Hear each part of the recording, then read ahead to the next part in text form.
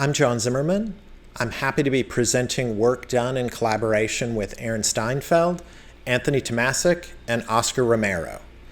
This is really two papers in one. First, it is a design theory paper on reframing and research through design.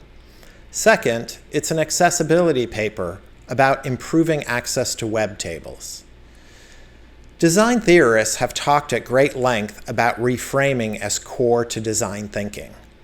They discuss how reframing makes design inquiry distinct from scientific and engineering inquiry. Design researchers in HCI promised that research through design projects would produce new knowledge by reframing. And work analyzing research through design projects and programs has unpacked how this happens. Interestingly, research through design scholarship typically starts with a new frame and then shows work demonstrating the value of the new frame. It almost never describes how the reframing happened, the design work that drove the change in perspective. This is a problem. Our way of documenting research unintentionally promotes a romantic account of design. It makes it appear that the first step in a research through design project is to come up with a brilliant new frame. Consider Joep Frens' work on rich interaction. It describes how he designed a camera that has no buttons or labels. People physically and intuitively express their intention to the device. The interface respects the user's perceptual motor skills, cognitive skills, and emotional skills. The research makes a great contribution to user experience design. However, the research does not describe Joep's prior efforts to create tangible digital design tools.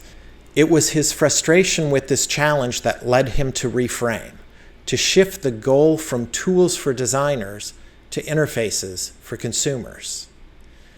In our project, we experienced a similar change in goal.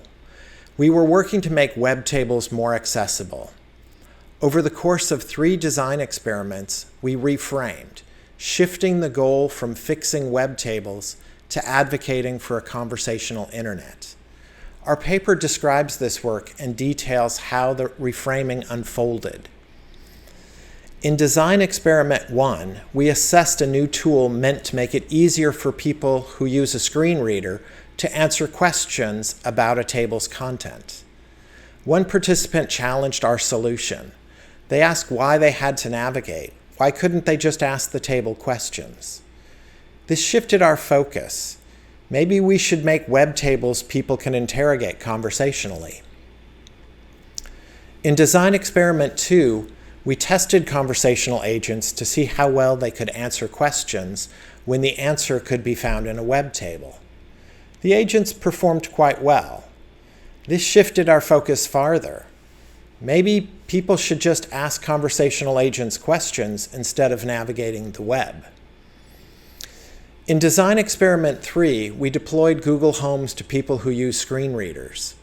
They found them useful, using them for gaming, trip planning, reading restaurant menus before dining out, to find new books, and even to search for good interview questions. Participants were frequently frustrated by the thin level of information the Google Home provided. This seemed more like a lack in the imagination of the Google Home developers than a technical challenge. In reflecting on the 3 design experiments, we felt people who use screen readers would gain much more value from a conversational internet than by better access to web tables. The experiments caused us to abandon a core thrust of accessibility research, reading content designed for visual consumption.